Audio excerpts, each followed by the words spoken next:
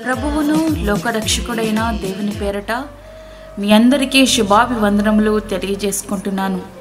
ఈ Jesus new creation ministries ద్వారా ఈ రీతిగా ప్రతిరోజు ఆత్మీయ అనుదిన ఆహారంని మీకు అందించుటకు దేవుడిస్తున్నటువంటి కృపను బట్టి దేవునికి ఎనలేని కృతజ్ఞతలు.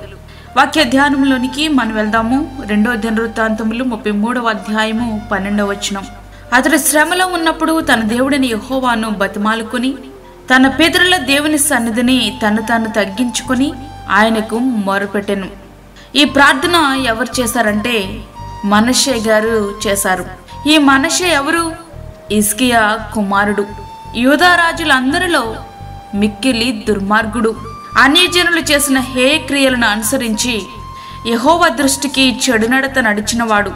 తన తండ్రి అయిన హిజ్కియా పడగొట్టిన ఉన్నత స్థలములను తిరిగి కట్టించాడు. ఆకాశ నక్షత్రములన్నిటినీ పూజించి కొలిచాడు. యెహోవా మందిరపు 2 ఆవరణములలో ఆకాశ నక్షత్ర సమూహమునకు బలిపీఠములు కట్టించాడు.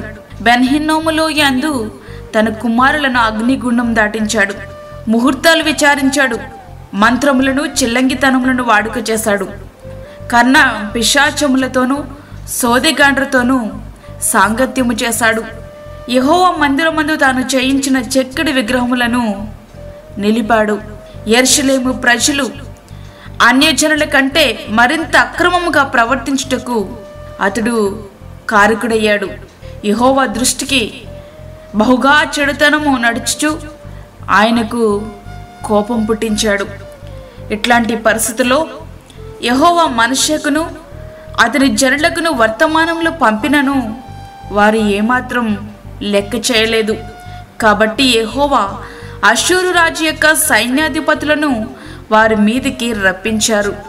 మనష్షే తప్పించుకుని పోకుండా వారు అతన్ని పట్టుకుని గొలుసులతో బంధించి అతనిని బబులోనుకు తీసుకుని పోయారు. ప్రియ సహోదరుడా, ఇక అతనిని విడిపించేదెవరు? అట్లాంటి సందర్భంలో తాను శ్రమలో ఉన్నప్పుడు తన పితరుల దేవుడు జ్ఞాపకం వచ్చారు. ఆయన సన్నిధిలో తాను బహుగా తగ్గించుకుని పశ్చాత్తాపముతో ప్రార్థించాడు. మనుషులలో గర్వాన్ని చూచి దేవుడు ఎంత అసహించుకుంటారో వారి అణికవను చూచి వారి తగ్గింపును చూసి దేవుడు అంత ఇష్టపడతారు. కృప కలిగిన దేవుడు అతని ప్రార్థన విన్నారు. ఆ ప్రార్థనకు జవాబిచ్చారు.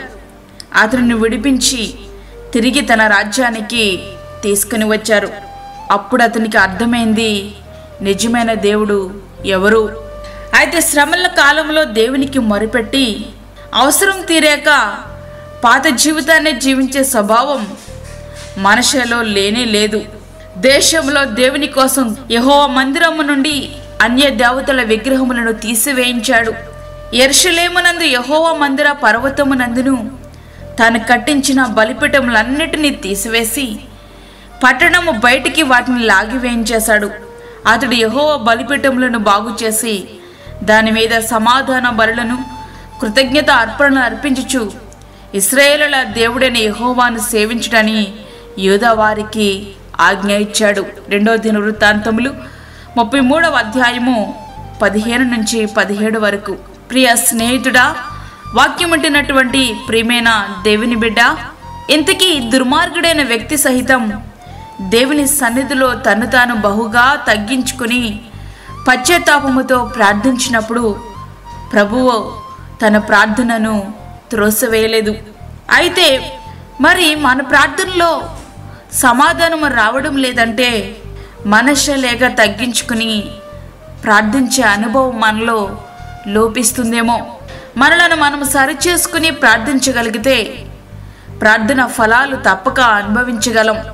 ఆ రీతిగా మన జీవితాలు సిద్ధపరచుకుని ప్రార్థన ఫలితాలు అనుభవిద్దాం. తగ్గించుకుందాం, దేవుని పాదాలు పట్టుకుందాం.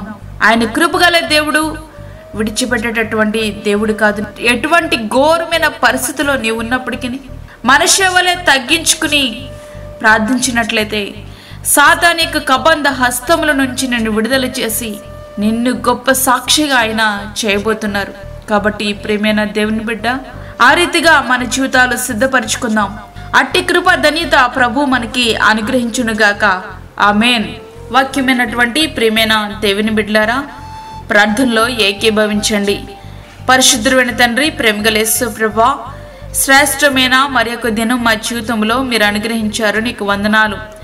ఈ దినమంతటికి కావలసిన నీ కృప, నీ సహాయము, నీ యొక్క తోడు మాకు దయచేయండి.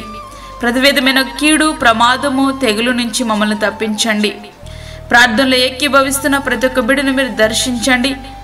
మనషవలే వారు నీ పాదాలు పట్టుకోవడానికి, గతములో చేసిన పాపములను విడిచిపెట్టి దాన్ని తీసివేసి నీ కొరకు నూతన సాక్షులుగా వారు ఉండటకు సహాయం చేయండి.